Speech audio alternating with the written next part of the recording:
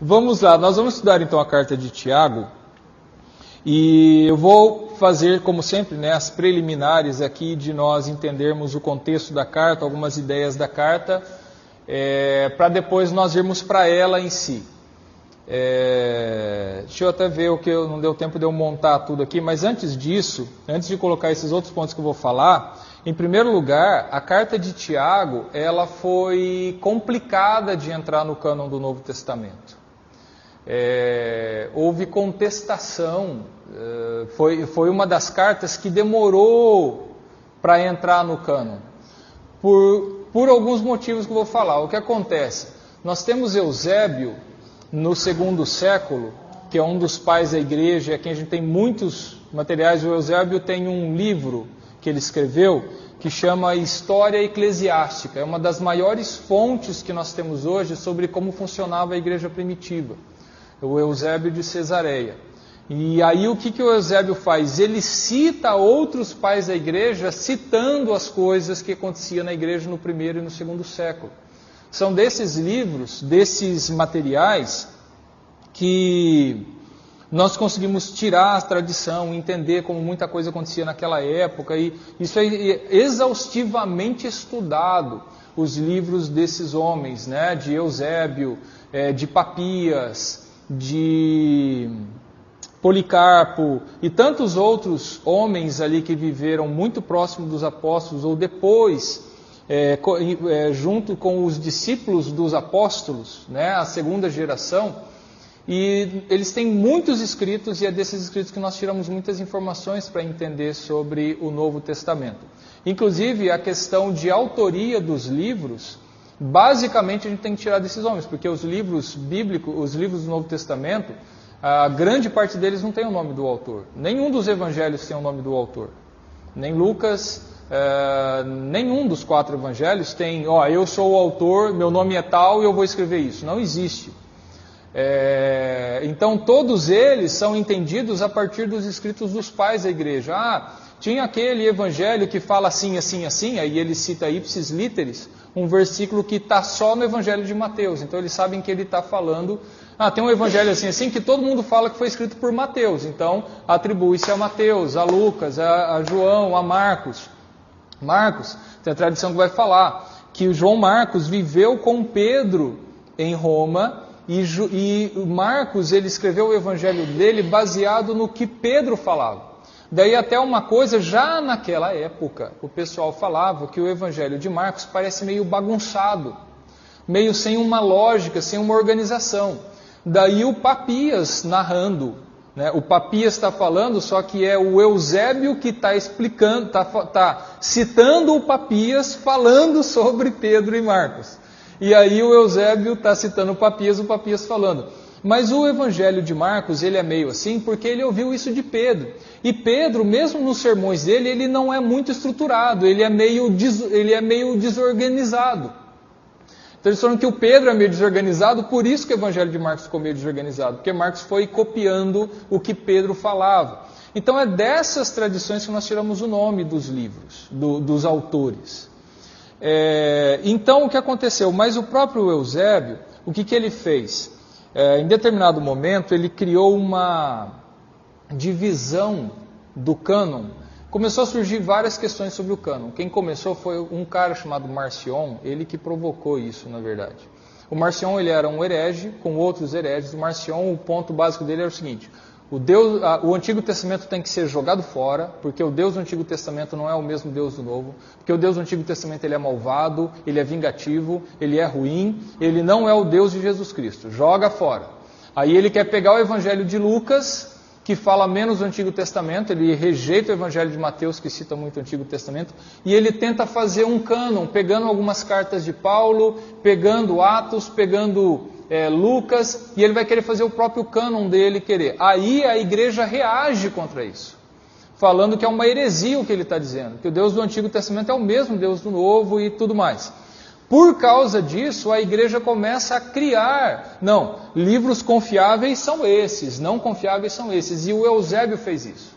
O Eusébio ele fez o que o pessoal chama de uma divisão tripartite, que é tecnicamente como eles falam, 3 divisões. Os livros que consenso de todo mundo na igreja concorda, todo mundo usa.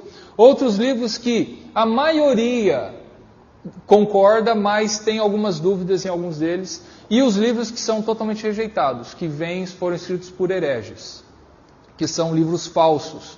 Que aí tem os livros, as pseudonímias, ou seja, pseudonímia eu escrevo um livro e eu falo que eu, Pedro, o apóstolo de Jesus Cristo, escrevi esse livro.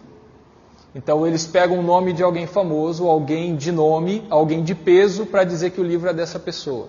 Existe o Apocalipse de Pedro, existe o Evangelho de Pedro, existe o Evangelho de Jesus Cristo segundo Paulo, existe uma série de livros daquela época que estão preservados até hoje, que sempre foram considerados hereges pela igreja. Esses são os apócrifos. Então o que acontece? Nessa divisão, Tiago, como Hebreus e algumas outras cartas, como Apocalipse, como... eu não vou lembrar quais outras, acho que Tito ou Filemão, algum outro, eles estavam na segunda categoria. Muita gente usa, mas o pessoal tem uma dúvida sim. E demorou um tempinho, aí foi, aos poucos, a maioria não. Todas as cartas de Paulo, tudo certinho. Hebreus e Tiago sempre foi difícil de ser aceito pela igreja. Demorou para os dois serem aceitos. Por quê? Eles têm um conteúdo judaico muito forte. Para você ter uma ideia, Tiago não fala igreja. Ele fala, o local de reunião dos membros da carta de Tiago é a sinagoga. Irmãos, quando vocês se reúnem na sinagoga e entra um homem rico, o que vocês fazem? Então, como assim sinagoga? Não era para eles estarem numa igreja, ele chamar de igreja? Por que ele chama de sinagoga? Ele está falando, então quer dizer que ele escreveu para um grupo de judeus? Então tem uma série de questões que o pessoal... E outra coisa, ele vai falar de você é salvo não só pela fé, mas por obras, você precisa de obras. Por causa disso, alguns tinham questionamentos. E aí sempre foi colocado o pé atrás. Chegou ao ponto de, na Reforma Protestante, Lutero criticar duramente a carta de Tiago, chegou a chamar ela de palha, ou seja, não tem quase valor nenhum. E ele falou assim, se dependesse de mim, eu arrancava Tiago do Novo Testamento.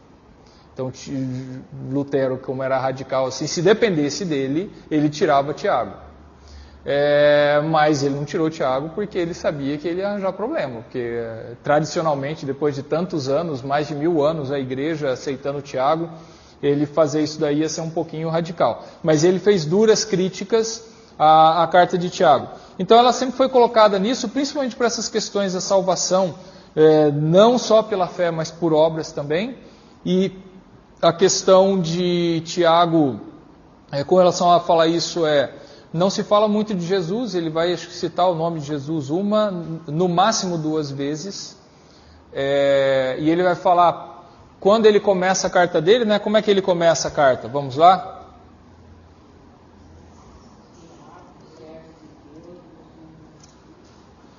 Exato. Para quem ele está escrevendo? Tiago, servo de Deus e do Senhor Jesus Cristo, aqui aparece Jesus, as 12 tribos que se encontram na dispersão, saudações. Ou seja, ele está falando para as 12 tribos que se encontram na dispersão. Quem estava na dispersão eram os judeus que tinham sido dispersos, né? E as 12 tribos, então ele está falando para todos. Agora, alguns vão falar, não, ele está falando para os cristãos que também estavam sendo perseguidos. Mas por causa dessa conotação tão forte judaica, o pessoal fica levantando questionamentos, entendeu? Sobre a... Pois não. Eu estava vendo, estudando sobre a vida de Tiago, Uhum. e eu não sei se foi o Eusébio, se foi o Gésio, né? Isso. Que escreveu que Tiago era um sumo sacerdote, porque ele segundo um dos escritos, ele teria entrado no lugar santo dos santos. Só Certo. quem entraria nesse lugar Seria um sumo sacerdote. Isso confere ou não? Eu desconheço essa história. Pode haver. É porque, de novo, existem várias tradições.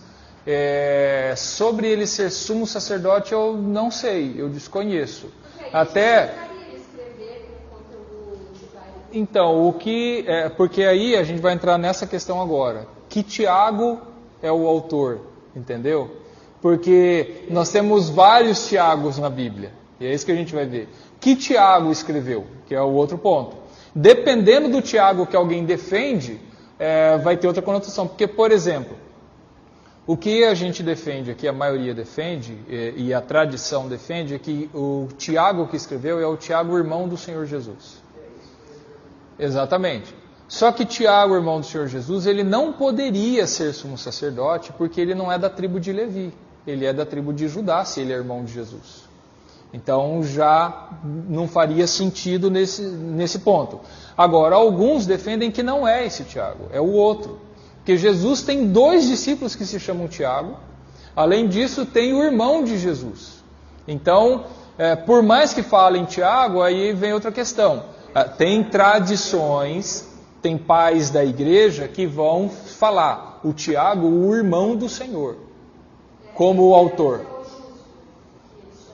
Eu acho que é isso o justo. Então o que acontece? Vamos lá. Quem é esse Tiago?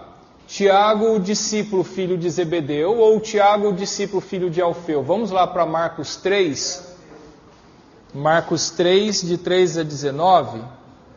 Porque daí, Marcos 3, de 13 a 19 era, na verdade. Mas a gente pode ver aqui, Marcos 3,13. Depois subiu ao monte, chamou os que ele mesmo quis e vieram para junto dele. Então designou 12 para estarem com ele, para os enviar a pregar. Verso 15. A pregar e a exercer a autoridade de expelir demônios. Eis os 12 que designou: Simão, a quem acrescentou o nome de Pedro, Tiago, filho de Zebedeu, e João, seu irmão, os quais deu o nome de Boanerges, que quer dizer filhos do trovão. André, Filipe, Bartolomeu, Mateus, Tomé, Tiago de novo, filho de Alfeu, Tadeu, Simão, Zelote e Judas Iscariotes foi quem o traiu. Então nós temos o Tiago, o filho de Zebedeu, esse é o de Alfeu, o Tiago, filho de Alfeu, e o Tiago, filho de Zebedeu. Está vendo que por ter 2 Tiagos, ele já conta filho de quem?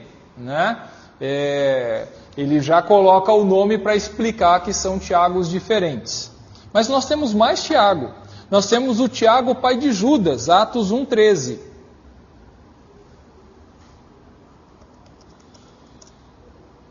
Olha, e aqui vão aparecer os 3 Tiagos juntos no mesmo versículo. Tá? Nós temos 3 Tiagos no único versículo. Em Atos 1,13. Quando ali entraram, subiram para o cenáculo, onde se reuniram Pedro, João, Tiago, André, Filipe, Tomé, Bartolomeu, Mateus, Tiago, filho de Alfeu. O primeiro Tiago, ele não põe o nome, mas ele já diferencia no segundo. O segundo é o filho de Alfeu. Simão, o Zelote e Judas, que é filho de Tiago. Então o Tiago não é discípulo, ele só é pai de um discípulo. Tá? Então nós temos 3 Tiagos aqui. 2 discípulos e um que é pai de um discípulo. Então nós temos esses 3 Tiagos. Além disso, nós temos mais um Tiago, que é o irmão do Senhor Jesus. Né? Vamos lá para esses textos? Alguém abra para mim Mateus 13:55. Outro já nem vá para Mateus 13:55. Abra em Atos 12:17. Atos 12:17. Outro vai abrir em Atos 15:13. Deixa eu conferir se eu realmente liguei a câmera.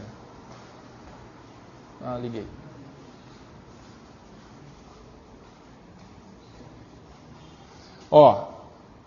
Mateus 13:55, Atos 12:17, Atos 15:13, Atos 21:18, alguém já abra.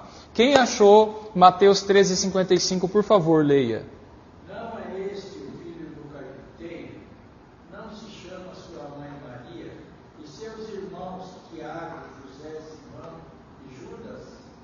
Isso, então você vê aí os irmãos dele, ele aí não é o carpinteiro, não é o filho da Maria, ou os irmãos deles não chamam isso, e cita Tiago, um dos irmãos de Jesus. Atos 12:17, alguém leia. Ele, porém, fazendo sinal com a mão para que se calasse, contou-lhes como o Senhor o tirara da prisão, e acrescentou: anunciar isso a Tiago e aos irmãos. E saindo, retirou-se para outro lugar. Isso. Agora preste atenção no seguinte, nesses textos que nós vamos estar vendo à frente. Veja a proeminência desse Tiago aí. O Tiago, que todos entendem que é o Tiago, o irmão do Senhor Jesus, ele virou basicamente o bispo de Jerusalém. Ele se tornou o cabeça da igreja ali em Jerusalém. Então o que acontece? Você vai ver sempre o pessoal falando, avisa o Tiago e os irmãos. Tiago e os outros apóstolos. Então, Tiago vira uma referência em todos esses textos, quando está falando da igreja em Jerusalém. Então, preste atenção nisso, porque isso é importante para perceber não só esse Tiago aí, que o pessoal entende que é o irmão do Senhor Jesus, esse Tiago, irmão do Senhor Jesus, ele é o Tiago que se tornou o cabeça da igreja ali, o chefe da igreja em Jerusalém, tá? Então, isso que está acontecendo, quando eles saíram lá da prisão, falou assim, avisa o Tiago e os outros. Então, o Tiago tem essa proeminência. Atos 21, 18. Não, peraí, 15 e 13. Depois que eles terminaram, falou Tiago dizendo, irmãos, atentai nas minhas palavras. Isso. Você vê que está começando aí, Atos 15, o primeiro concílio da igreja. Que eles vão resolver a questão de os gentios, os não-judeus começam a se converter, e o pessoal fica meio perdido, porque eles achavam que só judeu ia se converter. Que Jesus tinha vindo só para os judeus. E aí eles fazem esse concílio para explicar, e Pedro fala, olha, eu fui lá na casa de Cornélio, comecei a pregar, desceu o Espírito Santo, começaram a falar em línguas, e o evangelho veio para eles também. Paulo vem e conta, olha, Deus está abençoando a gente, muita gente se convertendo e tudo mais, lá em Antioquia e tudo, acontece isso também. Aí, quem vai dar o veredito do debate, porque chegou os judaizantes, falaram, não, esses caras, se eles quiserem se converter, vai ter que virar judeu primeiro, tem que circuncidar, seguir a lei de Moisés e tudo. Aí, então, virou esse embate. Tiago, ele que está presidindo, ele dá a palavra final. Então, aí, quando o Tiago começa a conversar, fecha o assunto, porque ele tem essa proeminência. Atos 21, 18, e eu vou pedir para alguém já abrir em 1 Coríntios 15, 7. No dia seguinte, Paulo foi conosco encontrar-se com Tiago, e todos os presbíteros se reuniram. Isso. Foi se encontrar com o Tiago. Tá? Então, por que ele foi para se encontrar com o Tiago? Porque o Tiago era o mais importante, era a referência. 1 Coríntios 15, 7. Depois foi visto por Tiago, mais tarde por todos os apóstolos. Isso. Tá vendo? Por que ele não falou, depois foi visto por todos os apóstolos? Depois foi visto por Tiago e por todos os apóstolos, né? Porque esse Tiago não deve ser nenhum dos apóstolos, discípulos do Senhor Jesus, mas esse é o Tiago, foi visto por Tiago. Nem explica, o Tiago filho de Zebedeu, o Tiago filho de Alfeu, o Tiago, porque virou essa referência, é o chefe da igreja em Jerusalém, isso é o que está acontecendo.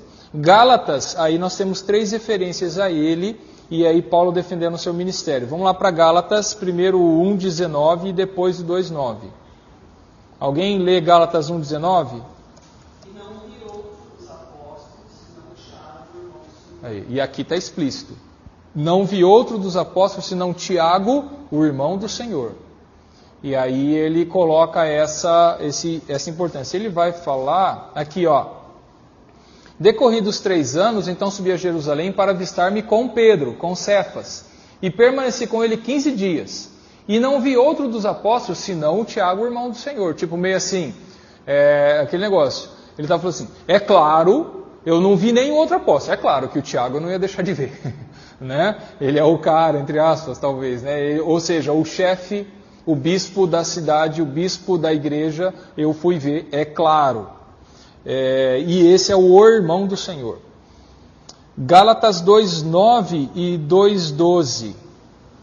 Vamos lá, que aí ele está explicando, Paulo está explicando o que aconteceu lá, né? O rolo com Pedro. 2,9. E quando conheceram a graça que me foi dada, Tiago, Pedro e João, que eram reputados colunas, me estenderam a mim e a Barnabé a destra da comunhão, a fim de que nós fôssemos para os gentios e eles para a circuncisão. Então esses 3, Tiago, Cefas e João, Tiago, Pedro e João, Eles foram reputados como colunas, né? E aqui você pode criar um embate de talvez o Tiago que está sendo referido seria não o irmão do Senhor, e sim o Tiago, o discípulo, o irmão de João, porque lembra que eram sempre três, Pedro, Tiago e João, que andavam muito grudados com Jesus? Não era o irmão do Senhor Jesus, era o outro Tiago, que era irmão desse. Lembra que a mãe deles pediu para eles ficarem pertinho de Jesus e tal? Então o pessoal levanta, às vezes há esses embates de dizer, o Tiago que virou bispo da igreja era esse Tiago, o irmão de João. Existem alguns debates nesse sentido, mas quando o pessoal junta os textos e vê a tradição, tanto a tradição como com alguns textos, como Paulo vai falar, Tiago, irmão do Senhor, o pessoal entende que o Tiago que virou ali o chefe da igreja, entre aspas, o que dá a palavra final, era o irmão do Senhor, tá? Então, mas isso acaba tendo alguns embates por alguns pontos. Agora, eles eram reputados como colunas. Isso aparece, você vai ver Pedro e João, muito no começo do livro de Atos. O sermão que eles fazem no templo, os dois são presos juntos. Então, esses dois têm uma proeminência no início do livro de Atos, depois some o João e fica só o Pedro, que vai até o capítulo 13 de Atos, que é o primeiro bloco de Atos, o segundo bloco vai ser sobre Paulo. Pois não, Dona Ana? Então esse Tiago não é o irmão de Jesus? Não, então, alguns debatem, alguns acham que é o irmão de Jesus aqui também, tá? É que alguns acham, não, esse trio aqui é aquele trio dos discípulos de Jesus, então esse Tiago aqui deve ser o Tiago discípulo. Mas é debatido, não está explícito. Alguns acham, não, se fosse o discípulo, Paulo ia deixar claro que era o discípulo, porque ele lá em cima já se referiu a um Tiago que era irmão do Senhor. Então, eu ouvi que o Tiago, irmão de Jesus, só se converteu depois que Jesus ressuscitou. Sim, exatamente. Os irmãos de Jesus falaram, vai, sim. Você não vai fazer suas coisas bonitas lá. Isso, a família de Jesus, os irmãos de Jesus não acreditavam nele. E nós temos texto que, como a Dona Emma está falando, é esse texto mesmo. Estava para chegar, João tinha acabado de morrer e tinha a Páscoa. Ele falou assim, então, você não é aí o cara? Vai lá para Jerusalém então. Eles meio desafiam Jesus assim. E o texto vai falar, porque os irmãos, a família de Jesus não acreditava nele. Então ele realmente se converteram. É difícil você imaginar. O cara é o filho de Deus? Não, ele é meu irmão, cresceu junto, eu vi esse cara em casa. Então. Ele sempre foi meio esquisito, mas ser filho de Deus também não, né? Então pode ser isso, né? É realmente complicado. Você se colocar no lugar deles, como a Dona Emma está falando, é complicado. Gálatas 2:9, que a gente viu agora, e o 2:12. Olha só. Com efeito, antes de chegarem alguns da parte de Tiago, comia com os gentios. Quando, porém, chegaram, afastou-se e por fim veio apartar-se temendo os da circuncisão. Então, os da parte de Tiago, quando chegou os da parte... Isso aqui é aquele embate que Paulo bate de frente com Pedro, né? Eles estavam ali comendo, não me lembro, em Antioquia. Ele chegou lá em Antioquia, aproveitou que estava longe de Jerusalém, o pessoal estava comendo um pernilzão de porco lá, ele, vou comer e tal. Chegou o pessoal de Jerusalém, os judaizantes, eu não como carne de porco, eu sou judeu. Aí o Paulo fala, eu bati de frente com ele, falou assim, você está sendo dissimulado, Pedro. Como assim? Você, quando chega um grupinho, você muda. Eu não como mais carne de porco. Estava comendo carne de porco com a gente até agora. Não que ele estava comendo carne de porco, né? O texto não está falando isso. Essa daqui é a parte, é o acréscimo herege nosso aqui, né? Mas, aqui, Paulo fala, eu resisti ele face a face porque se tornou irrepreensível.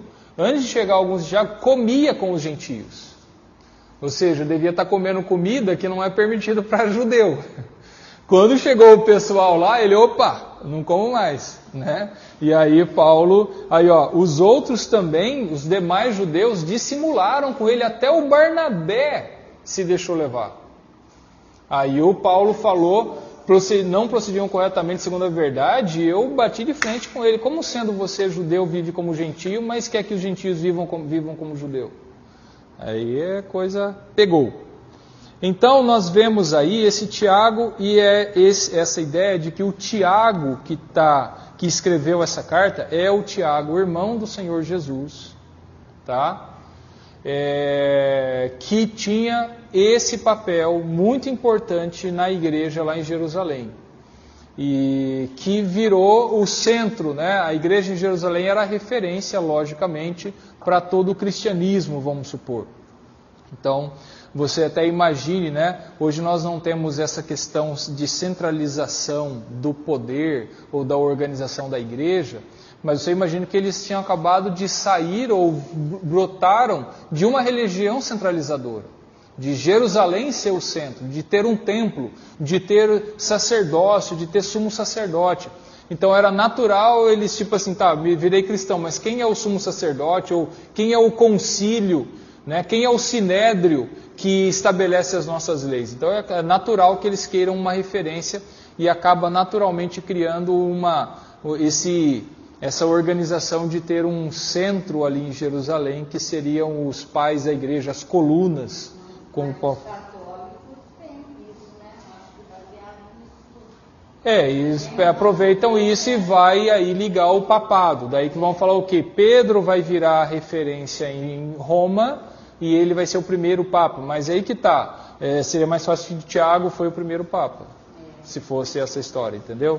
Mas aí eles pulam isso. Então, mas eu li que, não sei, né, os historiadores falam que a justificativa da Igreja Católica para ser Pedro é que o Papa era Pedro, que ele saiu de Jerusalém e deixou Tiago como Então. Você vê que é isso daí.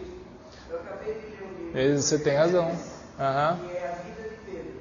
Então, o Pedro, antes de se converter, aí ele fala, olha para o espelho, Pedro é seu espelho, você é assim. E ele sempre tomaram na gente, né? Aí no último capítulo, ele justifica biblicamente por que Pedro não é o primeiro papa. Então, aí, legal. É importante nós vermos isso, e isso não é um problema mais para a gente, né? É uma questão realmente da Igreja Católica, mas a gente não tem nenhuma base bíblica realmente para defender um papado, né? Não tem condições realmente. Alguns pontos para nós vermos do conteúdo da carta de Tiago, tá? O que acontece? Primeiro, antes de nós olharmos para cá, para esses pontos, o que eu queria ver com vocês é o seguinte: vocês já leram a carta de Tiago, e aí você pensa o seguinte: vamos esquecer tudo que a gente está estudando aqui, e a minha pergunta é o seguinte: se você pudesse resumir a carta de Tiago fala sobre o quê? Que assunto? Existe um assunto principal? Se não existe assunto principal, quais assuntos essa carta trata? Sobre a língua, que a gente tem que tomar conta, e sobre a fé colocada a serviço do reino. Sim. O que mais, gente? Sim. O que mais? Obras. Na verdade, a obediência a Deus engloba tudo, né? Sim. E não fazer acepção de pessoas. Não fazer acepção de pessoas também. O que mais? Sabedoria é um outro ponto que aparece não só uma vez. Ok, Dani? A opressão, né? Opressão sobre os trabalhadores. Exatamente. O que mais? Alguém? Exato, a questão de tentação. Isso, ótimo.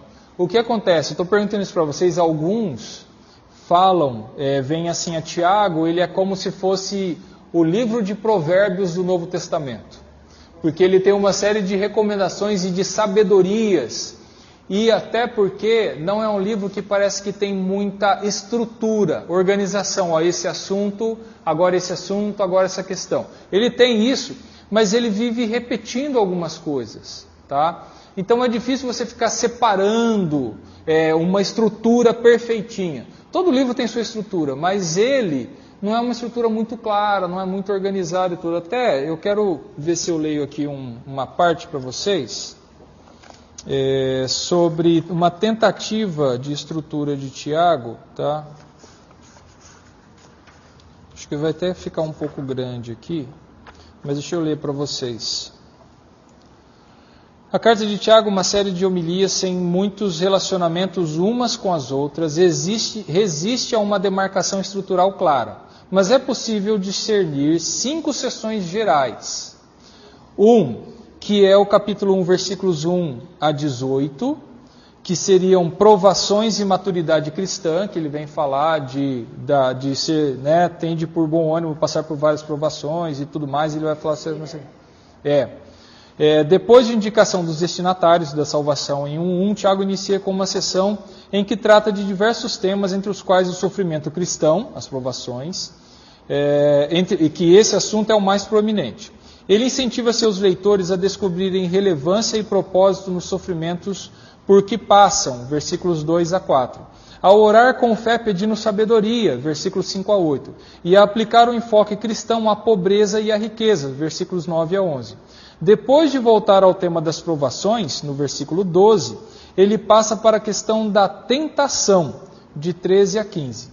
Transição esta facilitada pelo fato de que as palavras peirazo e peirasmos, porque o que acontece? Ele pega 2 palavras gregas, peirazo e peirasmos, porque ele fala de provação e de tentação. Ele fala, tende por bom ânimo passar por várias provações, mas ele fala, quando você for tentado, eu não digo que você é tentado por Deus. Então ele usa 2 palavras, ele faz essa transição. Sobre ser provado, você está sofrendo provações, você está sofrendo perseguição, você está passando por esses problemas de provação. Ou seja, sofrendo por causa do Evangelho ou por fazer o que é justo. É diferente da tentação, que você está sofrendo por causa do seu pecado, você está sendo tentado a cair no pecado. É um outro sofrimento. E as palavras são parecidas, né? Peirazo e peirasmos. Então ele faz essa transição, esse jogo, de certa forma. Então ele fala assim, quando a gente está falando de provação, perseverem, sejam fortes, né? Entenda que o Senhor vai recompensar vocês, a provação tem o lado bom e tudo mais. Agora, tentação não é uma coisa boa. Tentação não é uma coisa que... Porque a provação, ela vem de Deus. Deus permite que você seja provado. Mas a tentação não vem de Deus, vem do seu pecado. Então ele vai colocar esses 2 lados, então tem essa transição aí. A sessão termina com um lembrete da bondade divina em dar, versos 16 a 18, isso é o capítulo 1.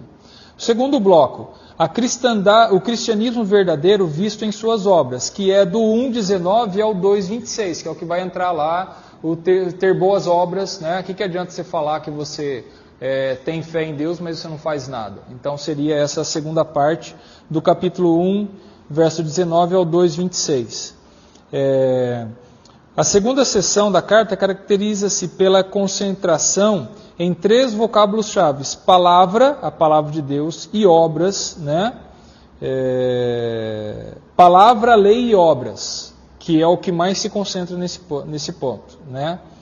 Depois de uma advertência contra a maledicência e a ira, Tiago incentiva seus leitores a acolher com mansidão a palavra em voz implantada. E depois desenvolve essa exortação mostrando que o verdadeiro acolhimento da palavra de Deus implica em praticá-la.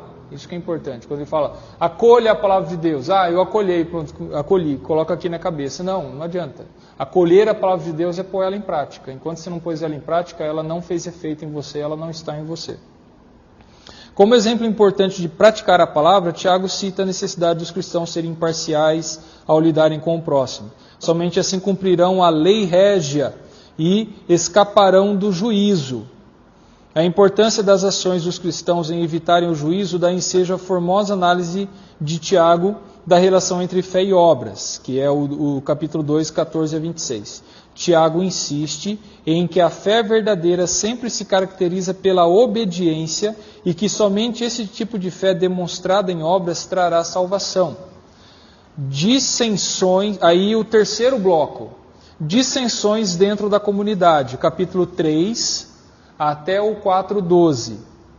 Nenhuma interrupção óbvia indica o início da terceira sessão da carta, mas podemos entender as advertências de Tiago sobre a fala inconveniente e várias outras coisas que ele vai falar. O quarto bloco é a implicações de uma cosmovisão cristã. Essa sessão é a menos óbvia, mas podemos sugerir que seu tema principal tem a ver com uma cosmovisão cristã, ou seja, uma visão de mundo cristã. Uma dessas implicações é a necessidade de levar Deus em conta em todos os planos que fazemos.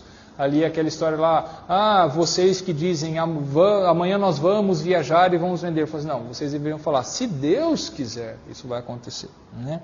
Outro é o reconhecimento de que Deus, quando da volta do Senhor, julgará os ricos ímpios, capítulo 5, versículos 1-6, e recompensará os justos. E o último bloco são as exortações finais, no capítulo 5, de 12 a 20. Tiago conclui com exortações sobre juramentos, sobre a oração, especialmente pelas curas físicas, e a responsabilidade dos crentes cuidarem da saúde espiritual uns dos outros. Então, são meio por cima assim, esses 5 blocos que a carta tem, mas nós precisamos ver, aqui tem alguns temas principais. Professar a fé, mas não ter prática.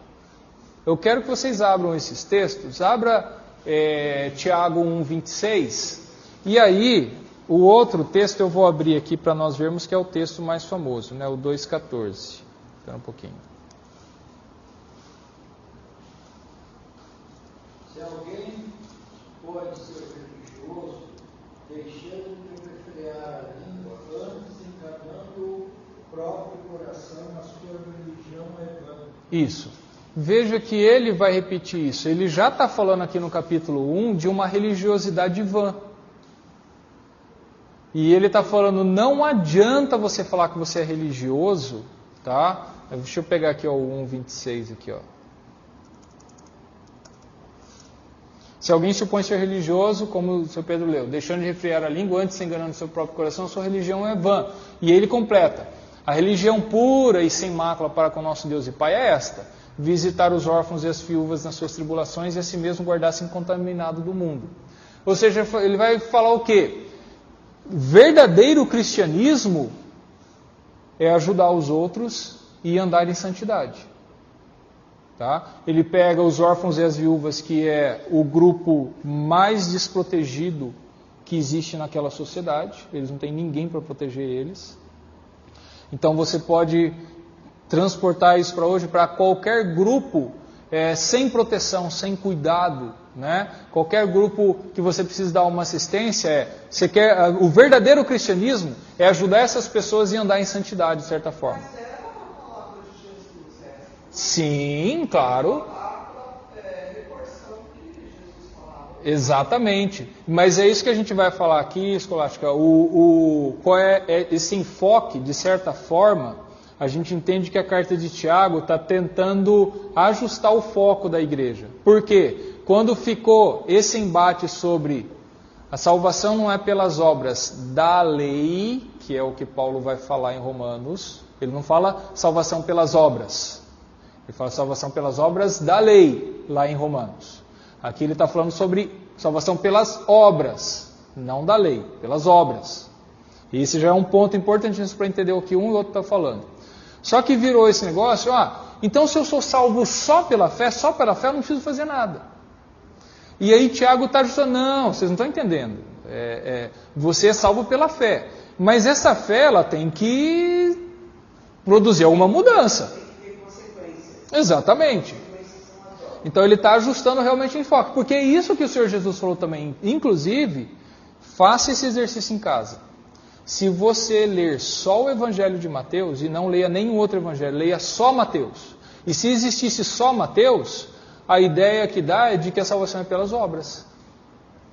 O Evangelho de Mateus, ele quase não fala de salvação por fé, não fala de quase nada de uma salvação pela fé, fala de obras. Primeiro, você tem o Sermão do Monte, e você tem mais ainda, lembra a parábola lá que Jesus fala porque no fim dos tempos o Senhor vai dividir o seu rebanho entre as ovelhas e os bodes. E qual é o critério de divisão? Eu estava com fome, você não me deu de comer, eu estava com sede, você não me deu de beber, eu estava preso, você não foi me visitar, eu estava enfermo, você não foi me ver. Então, vai para o inferno. Aí chamou aquele que estava à sua direita e falou assim, mas vinde benditos do meu Pai, né? Para o reino foi preparado para vocês, porque quando eu estava com fome vocês me deram de comer, quando eu estava com sede vocês me deram de beber. Mas Senhor, quando foi que nós fizemos isso ao Senhor? Quando vocês fizeram a qualquer um dos pequeninos, vocês fizeram a mim.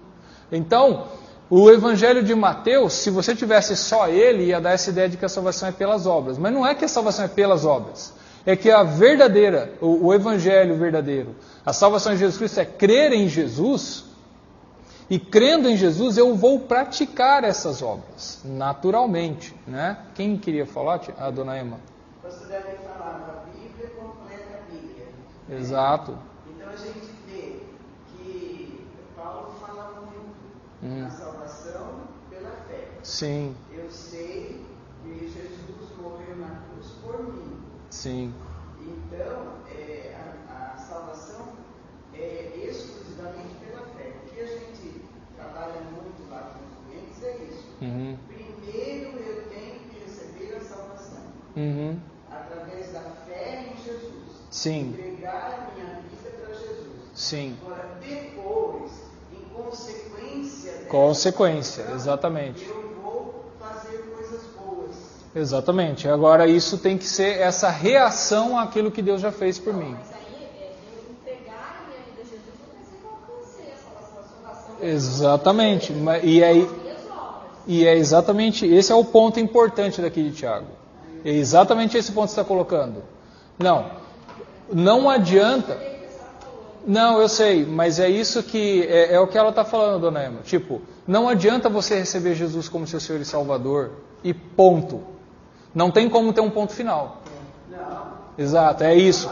Por quê? Como consequência, exatamente. eu vou fazer boas obras. Exatamente, mas se não tiver essa consequência, você está dizendo, eu não acreditei ainda.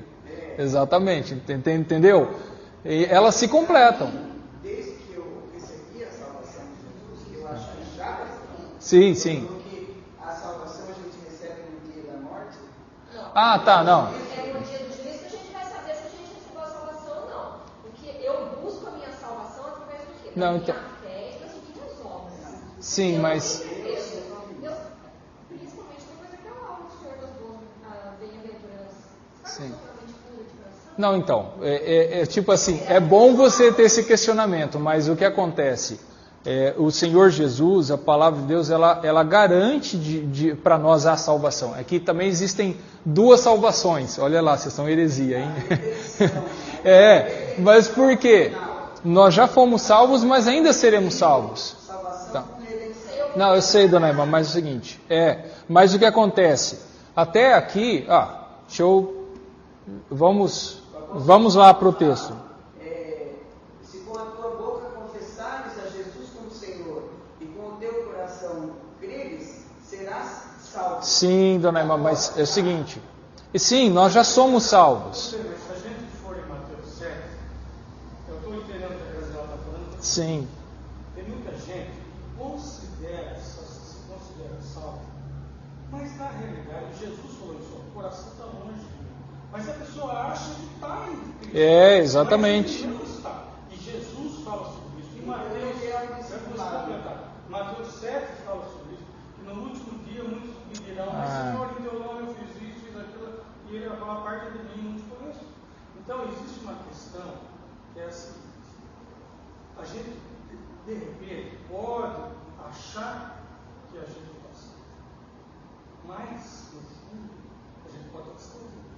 Não, então, é uma questão que só cabe a Deus, na pessoa de Cristo, falar, você vai ou você não vai. Por isso mesmo que ele fala, não julgueis.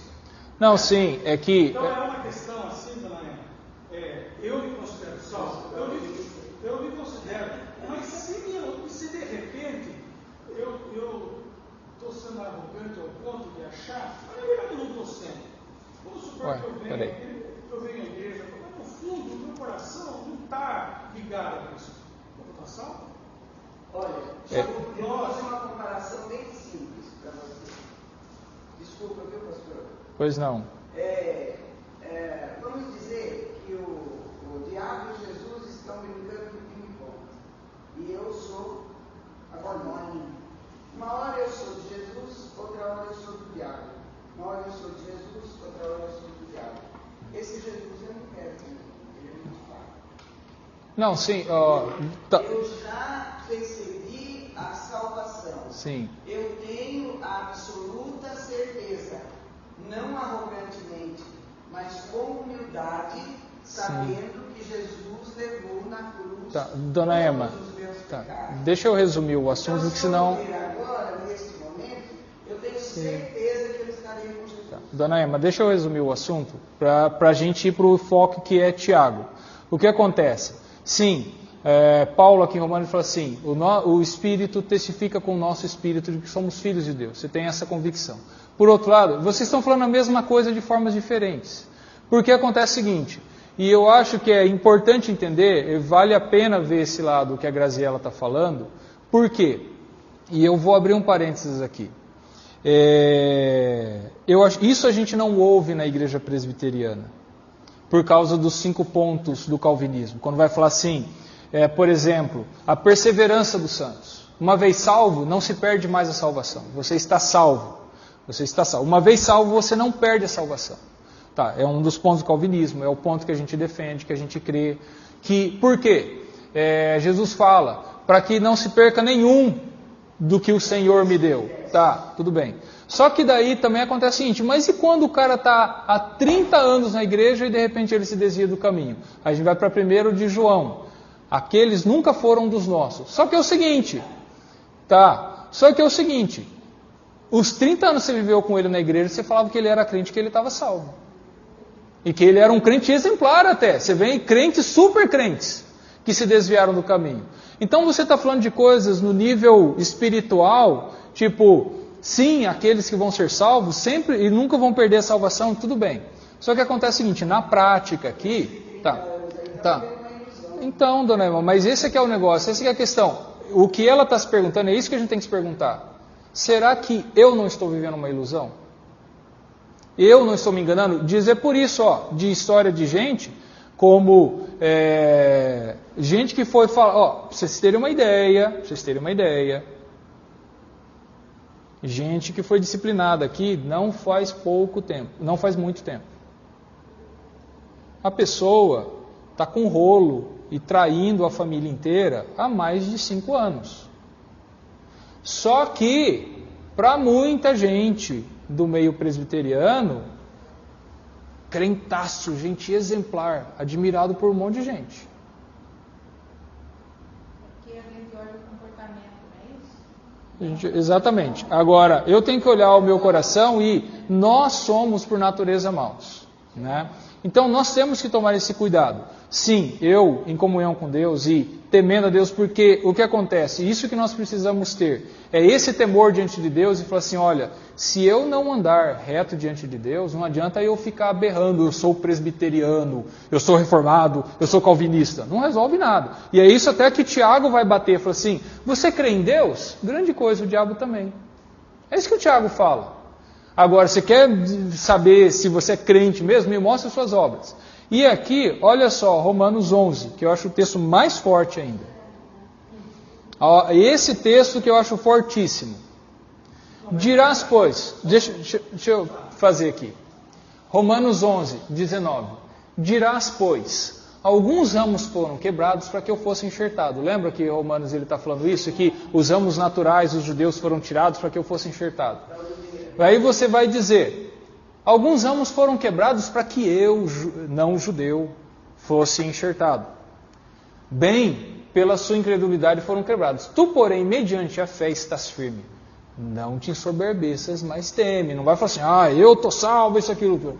Por quê? Se Deus não poupou os ramos naturais, também não te poupará. Não, claro que vai poupar, eu já fui salvo, uma vez salvo, para sempre salvo. Ele está falando, se você mostrar com sua vida que você não anda de acordo com o Evangelho, Deus vai te arrancar também. Mas como é que a gente concilia? Bom, esse é outro assunto. Olha só. Porque se Deus não poupou os amos naturais, também não te poupará. Considerai, pois, a bondade e a severidade de Deus para com os que caíram. Severidade, mas para contigo bondade de Deus. Se existe uma condicional. Se, tá? Nela permaneceres. Doutra sorte, também tu serás cortado. Isso nós presbiterianos não gostamos de pregar. Porque se pregar, o pessoal vai questionar a perseverança dos santos. Mas não é Deus que me sustenta? Deus já fez tudo por você. Deus já te mostrou tudo. Deus já te revelou tudo. Se você não agir de acordo, é porque você quis desobedecer. Ele já deu a perseverança para você. Você está se rebelando contra isso. Então, se você não perseverar, se você soltar as rédeas, se você relaxar na sua fé, se você for um crente sem vergonha, você vai ser cortado também. Então é por isso, dona Emma, eu entendo o que a senhora está falando, mas é importante esse ponto que a Graziela está colocando. Nós...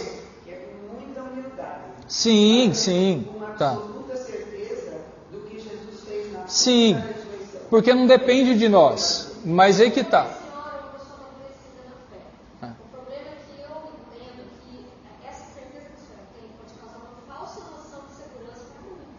Sim. Não, e é isso, por isso que eu entendo, porque o que eu vejo, já vi muitos casos, é essa questão. Muita gente na igreja, e a gente como pastor trabalhando com pessoas, a pessoa, não, eu já estou salvo. E fala assim, mas meu amigo, você cometeu um erro gravíssimo, e cometer erro gravíssimo não é problema, porque estamos em família aqui com isso daí. O problema é que você não se arrependeu disso, você acha que está tudo bem. E esse que é o problema. E esse achar que está tudo bem, e essa visão, daí sabe o que a pessoa ainda vai defender? A doutrina. Uma vez salvo, sempre salvo. Jesus que morreu por mim. Ele fez tudo por mim. E você está dizendo que eu não vou ser salvo? Não, você não vai ser salvo. Porque você não se arrepende. Corre o risco disso, entendeu? É isso que a gente tem que tomar cuidado. E para a gente, nós temos ainda algumas coisas para ver, vamos tentar resumir aqui. Tiago, ele está trabalhando esse ponto. O ponto que ele está trabalhando é o seguinte: não adianta você simplesmente dizer que você crê. Não adianta. Tá? Pois não. Eu já falei aqui em uma aula. O que acontece? Infelizmente, cada um de nós cremos num Deus, num Jesus Cristo, numa Bíblia. Por quê?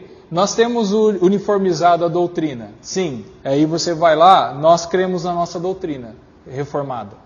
Só que uma hora ou outra a pessoa fala assim, não, mas isso daqui eu acho que é assim. Coisa que é periférica. Tudo bem que é periférica. Nós não temos, se nós tivéssemos questões com relação às coisas cruciais da nossa fé, a gente está no lugar errado, né? Então, mais às vezes nós temos questões diferentes, igual até eu já falei várias vezes sobre uma coisa boba, sobre o fim dos tempos, sobre a eternidade. Vamos supor assim, a minha ideia de eternidade, a eternidade é a ausência de tempo. Mas eu tenho irmãos da igreja, eu falo, não, eu não concordo que eternidade seja ausência de tempo. Eternidade é um tempo sem fim, mas não ausência de tempo. É uma coisa periférica, eu não vou discutir por isso. Como vai ser no céu?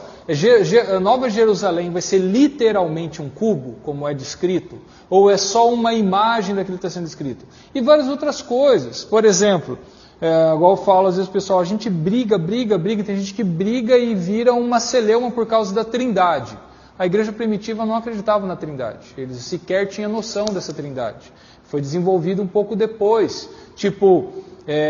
essa ideia clara. Até Jesus Cristo ser entendido como o próprio Deus e não só como Filho de Deus, o pessoal demorou para entender isso.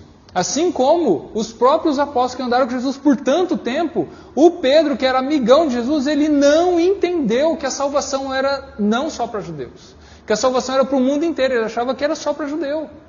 E o cara demorou para entender. Agora você vai falar assim, o Pedro era um idiota, o cara não entende nada. O cara, onde podia estar na cabeça do cara de achar que Jesus veio só para judeu? É fácil falar hoje. E às vezes a gente está na mesma situação.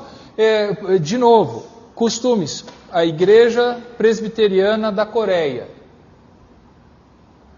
maior igreja presbiteriana do mundo. Membros comuns não podem pôr o pé no púlpito. Só pastor pode subir no púlpito. Outra coisa, ninguém pode tocar no pastor. Não pode cumprimentar o pastor. Não pode pôr a mão no pastor. Porque é pastor. Bobagem para nós muito grande. Aí isso é uma questão da cultura oriental deles, do passado religioso de cultura oriental deles, uma série de coisas que está meio misturado com o cristianismo. Aí você vai lá, seu cristianismo está errado. Né? Mas você pode achar errado nisso, mas eles vão vir aqui e vão ver um monte de coisa errada, de acordo com a visão deles. Mas o não subir no púlpito ou não pôr a mão no pastor não fere a base do cristianismo. A gente fica brigando por coisinha pequena às vezes, entendeu? E aí você vai querer uniformizar, e está todo mundo querendo uniformizar. Aí tem um grupinho lá de coreanos que estão querendo uniformizar todo o cristianismo, falando, você não acredita, eu fui lá no Brasil, fui numa igreja presbiteriana, os caras acham que são presbiterianos, eles acham que são cristãos. Eles fazem isso, eles fazem aquilo, né? O jeito que as pessoas tratam o outro. Igual, por exemplo, para você conversar, tem gente que não deve conversar com o pastor, eles acham, mas era aquela questão de cultura de o filho pergunta para o pai, não vai perguntar para uma autoridade civil primeiro. O filho pede para o pai perguntar para a autoridade civil, porque se ele é muito pequeno, então toda essa hierarquia que está tão arraigada e tão grande, eles jogam na igreja e vão ver assim, esse negócio de chegar no pastor Jonas, e aí pastor, beleza? Não, é inaceitável para eles talvez. Mas é uma coisa que pode ser boba para a gente, mas que é importante para eles e não fere o cristianismo. Então a gente tem que ser um pouco mais tolerante nesse sentido. O que é inegociável, e que não tem discussão, são as bases do Evangelho. É o Evangelho de Jesus Cristo, é a mensagem de Jesus Cristo. É a nossa doutrina, sim, a nossa doutrina reformada. Nós defendemos ela, porque se você vê que ela não faz sentido para você, você está no lugar errado, vamos supor, né? Mas ela faz sentido para nós, então nós defendemos ela. Só que o que acontece? A doutrina reformada ela é gigantesca. E eu tenho pontos, como pastor presbiteriano, tem pontos que eu não concordo. Mas eu também não falo assim, está tudo errado. Não, eu não concordo. E eu até como pastor presbiteriano, falo assim, a nossa doutrina reformada diz isso, e eu vou ensinar ela. Eu posso, talvez, tendo oportunidade, falar assim, eu particularmente não acredito dessa forma. Mas é isso que a nossa doutrina reformada diz. Mas isso são coisas periféricas, porque se fossem coisas cruciais, eu estou no lugar errado. Entendeu? É isso que nós precisamos entender. Então, é bom que essas discussões acontecem, porque as discussões é o que estava acontecendo em Tiago, na comunidade que Tiago está trabalhando. E é isso que ele vai falar, qual é o ponto principal disso, como a gente vai trabalhar todas essas questões, tá? E a gente vai continuar falando. Pois não, Sr. Pedro? Ouvi isso desde quando eu era garoto. Religião não se discute, porque ninguém chega ao fim. Então, a gente pode pregar a nossa fé, mas você tem que... Você está dizendo aí, lá da religião da China, né? E nós, então, aí fica a Coreia do Sul. O que acontece? Se você ficar discutindo isso aí, você nunca chega a nós podemos tentar ter consenso, mas não que você vai enfiar a Bíblia na goela do cara ou enfiar a sua doutrina na goela do outro. Exatamente.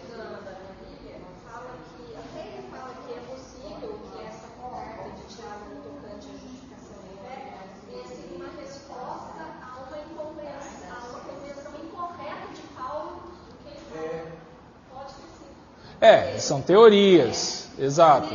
Mas aí hoje esse que é o negócio, o pessoal tem, e esse que é o ponto. Quando você olha os dois textos, eles não são um combatendo o outro, é um completando o outro. Por isso que está o ponto-chave. Paulo está falando de obras da lei, Tiago está falando de obras. E obras da lei é o seguinte, Paulo está falando, não adianta você circuncidar, é uma obra da lei. Você guardar o sábado, uma obra da lei. Você ter que ir no templo sacrificar. Não adianta você fazer essas obras. Você nunca vai ser salvo por isso. Agora, o Tiago está falando, não adianta você também só dizer, eu creio. Você tem que fazer obras. Mas que obras? Cuidar dos órfãos, das viúvas, não fazer acepção de pessoas. Você demonstrar que, se você é filho de Deus, você vai agir como o filho dele. Como se seu pai faz tais coisas, você repete o seu pai. Você copia o seu pai. Então, copie o seu pai. Se seu pai do céu é misericordioso, é amoroso, ele cuida dos oprimidos, ele cuida das pessoas que estão sem condições, então você vai fazer o mesmo. Se você não fizer, você está confessando com as suas ações que você não é filho dele. É essa a ideia. Você não tem a gênese dele. É isso daí. Mas nós vamos falar mais diretamente nas próximas aulas. Vamos ficar em pé. Nós vamos orar.